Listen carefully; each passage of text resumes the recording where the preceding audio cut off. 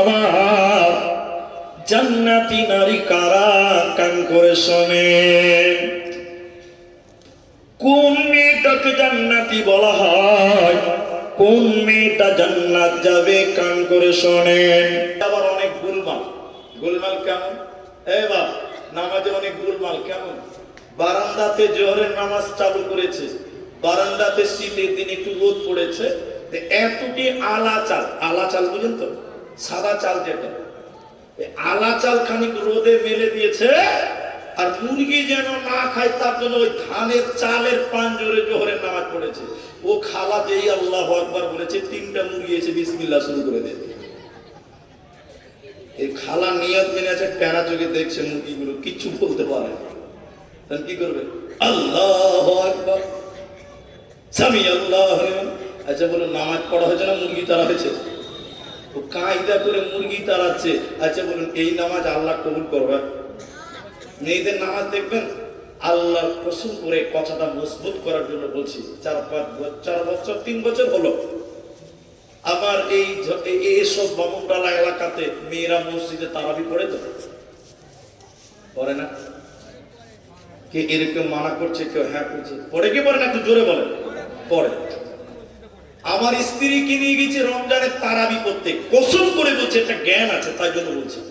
আমার বাড়ির সামনে ওয়াক্তে মসজিদ আছে, তো আমি নামাজ পড়াই না, মানে ইমাম না, জালসা করতে হয় তো। তো নামাজ তারাবির আগে কি নামাজ চালু হয়? এশারের নামাজ। এশারের নামাজ চালু হয়ে গিয়েছে, আমি আমার স্ত্রীকে নিয়ে গেছি, আমার স্ত্রী মেয়েদের দিয়ে গেছে আর ছেলেদের দিয়ে গেছি। আমার স্ত্রী গল্পটা আমাকে শুনিয়েছে, ওটা আপনাকে শোনাচ্ছি। দেখছি যে নামাজ চালু হয়ে গিয়েছে, তো আগে যে পায়ে পা লাগাতে হবে, লাগাতে হবে কিনা? সবাই নামাজ পড়ছে, আমার স্ত্রী বলছে সবাই দাঁড়িয়ে আছে, তা আমার স্ত্রী যে মেয়েরা নামাজ পড়ছে আগে পায়ে পা লাগাচ্ছে, নিয়ত বাঁধবে। যেই পা লাগাচ্ছে, পাঞ্জরের মেয়েটা পা টেনে নিচ্ছে, ওকে তো নামাজ পড়ছে। আবার আমার স্ত্রী পা লাগিয়েছে, আবার টানছে পাঞ্জরের মেয়েটা, আবার পা দিয়েছে, আবার টানছে, 3বার হয়েছে। আমার স্ত্রী বলছে, আমার স্ত্রী কিন্তু নামাজে দাঁড়ায়নি, ওরা নামাজ পড়ছে, নামাজে পায়ে পা লাগাও। এই মেয়েটা নিয়ত বেঁধে বেঁধে বলছে, আমি নামাজে পায়ে পা লাগাই না। নামাজ হবে? কথা বলে নামাজ হবে? নিয়ত বেঁধে বলছে, আমি নামাজে পায়ে পা। এই হচ্ছে মেয়েদের নামাজ। মায়েরা, খুশু খুদু একদম আল্লাহর মনোযোগী নিয়ে, তোমার রব তোমার সঙ্গে সাক্ষাতে এসেছে, তুমি তোমার রবের সঙ্গে কথা বলবে।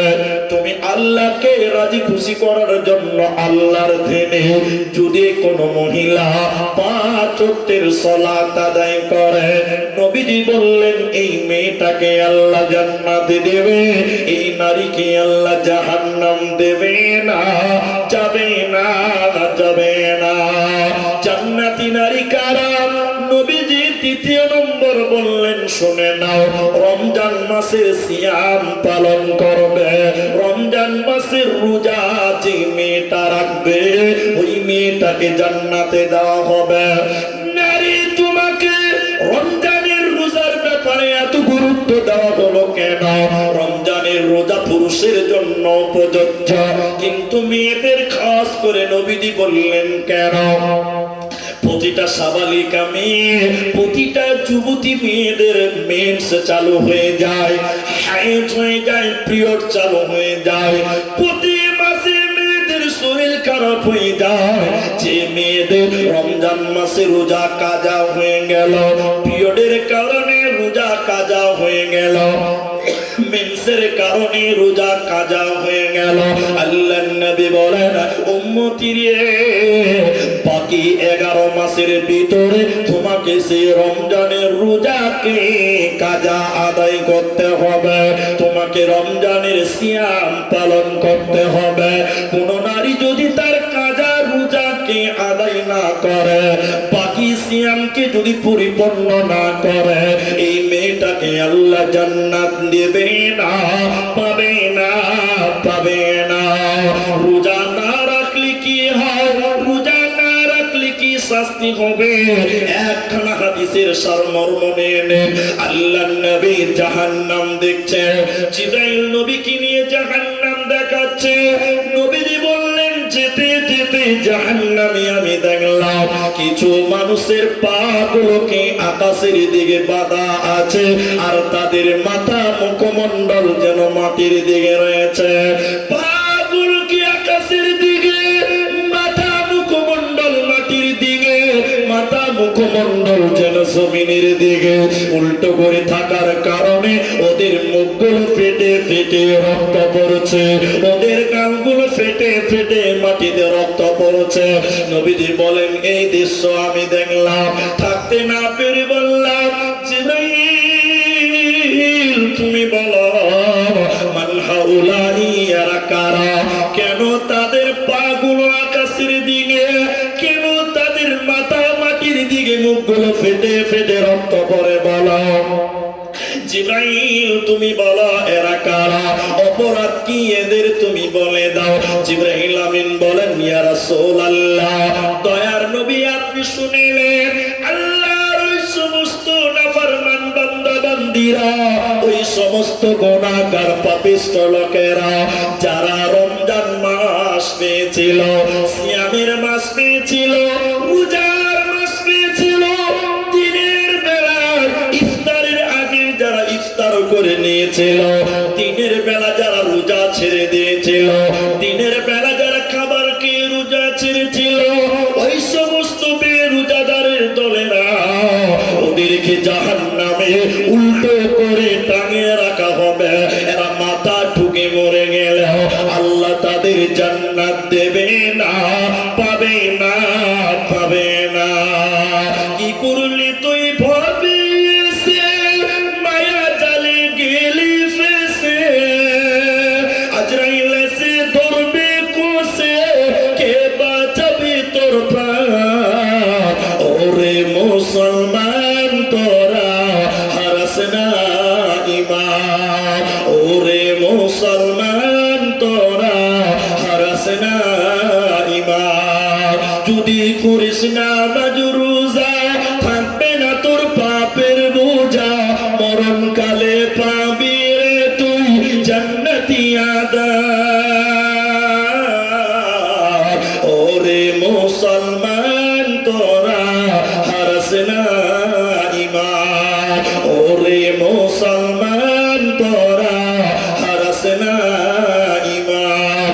ওতে তোমরা রমজানের রোজা তোমরা রাখবে, বিশেষ করে মেয়েরা। কিন্তু এই রোজা পুরুষদের জন্য ফরজ, না খালি মেয়েরা রাখবে, আমাদেরকেও রাখতে হবে। কিন্তু কিছু কিছু লোক আছে এদিকে দেখে, যে রমজান মাস শুরু হবে রোজা রাখে না। মনীষা বলছে কি ব্যাপার ভাই রোজা রাখ, মনীষের খুব গ্যাসের খুব জ্বালা আছে না। ও বলছে যে গ্যাস হয়েছে, অথচ মসজিদের বাথরুমে বসে যে চুরুক চুরুক বিড়িটা, এরকম মাল নাই। গ্যাসের বাহানায় রোজা রাখে না, কিন্তু দেখেন বাথরুমে বসে সিগারেট টানে, এরকম অনেক লোক আছে। আচ্ছা, তাহলে মেয়েদের 5 ওয়াক্তের নামাজ পড়ো, রমজানের রোজা পালন করো। দুটি বললাম, আরো দুটি আছে মা বোন। 3 নম্বর হলো আহসানাত ফরদাহা, নিজের হিফাজত করো, স্বামীর মালের হিফাজত করো। এদিকে আমার দিকে দেখেন, স্বামীর মাল 3টি, আপনারা বলুন একবার, এদিকে দেখেন কটা বললাম? 3টি। এক, স্বামীর টাকা পয়সা, স্বামীর মাল। আমি বাড়ি থেকে জলসে এসেছি মালদা জেলার কালিয়াচক, আমার বাড়িতে কিছু টাকা আছে, সোনা গয়না আছে, আর কিছু আছে, আছে তো। এখন ওইটা দেখাশোনা করতে হবে। দেখাশোনা করবে কে? বাড়িয়ালি, স্ত্রী, বিবি। জি ভাই। 2, এটা আমার মাল, স্বামীর মাল, সন্তান সন্ততি। আমার একটা বেটা আছে, এখন জালসাতে আমি থাকবো না বাড়িতে 1 মাস, কথার মানে বলছি। এখন আমার ছেলেটাকে স্কুল পাঠাতে হবে, গোসল করাতে হবে, টাইম মতো খিলাতে হবে, দেখাশোনা করতে হবে, কোথাও অঘটন না ঘটে। আচ্ছা, এই দায়িত্বটা এখন কার? আপনারা বলেন। ছোট্ট ছেলে বলছি স্ত্রী, আপনারা বুড়া মানুষ তা বলতে পারেন না। ওই যে বললাম কিছু কিছু লোক মনে নিয়ত করিয়েছে যে বলবেন, তা আপনি আমরা কেন বলবো? হুজ্জুতি মার্কা কিছু লোক আছে। জি ভাই, এটাও স্ত্রীর দায়িত্ব। 3, এদিকে দেখেন, এটা খুব ভাইটাল। আমার স্ত্রীকে মোহর দিয়েছি, ওর দেহটা এখন আমার। সবাই বলে হ্যাঁ বলে, ঠিক বললাম না?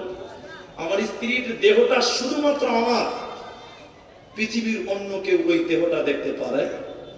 কিন্তু এখন অনেক বেটা ছেলে আছে নিজের বউ কিনে মার্কেট করতে যায়, আপনার দিকে নাই?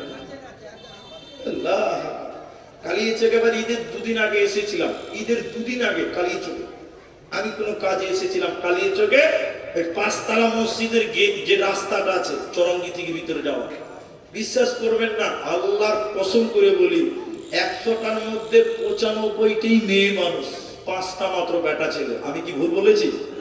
সব নারী। তো দেখেন বাস্তব ঘটনা শুনবেন। আমাদের বাড়ি একদম বাজারের পাশে। একটা ছেলে ওর বউকে নিয়ে বাজার করতে এসেছে মোটরসাইকেলে।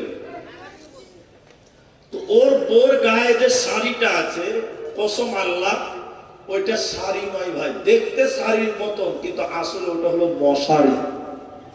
মশারি বুঝেন তো? সব বুঝা যায়, কোনটা উঁচা কোনটা নিচা, কোনটা টেঁড়া কোনটা বেঁকা, সব বুঝা যায়।